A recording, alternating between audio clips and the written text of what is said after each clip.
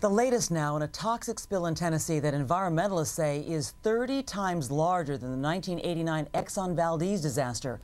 Hundreds of millions of gallons of coal ash mixed with water, enough to fill more than 550 Olympic-sized swimming pools, broke through an earthen dam in the town of Kingston, fouling waterways and burying homes while people were sleeping.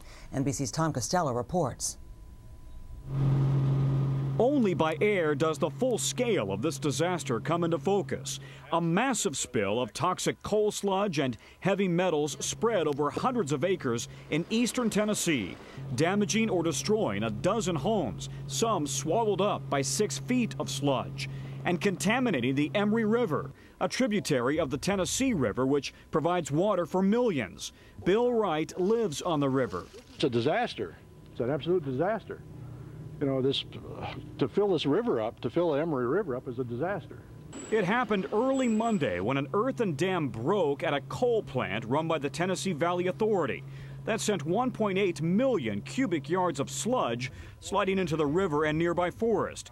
James Sheen was asleep when his walls and ceiling suddenly started collapsing, giving him just seconds to escape. Climbed out the window and before the house, completely collapsed.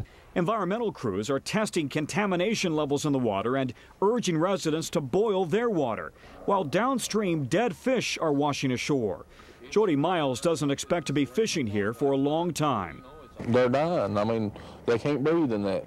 The Tennessee Valley Authority is government-owned, the largest utility company in the country.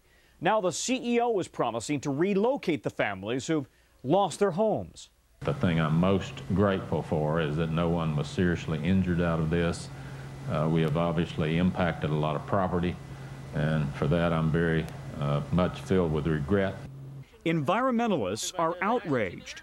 This disaster shows that the term clean coal is an oxymoron. It's akin to saying safe cigarette.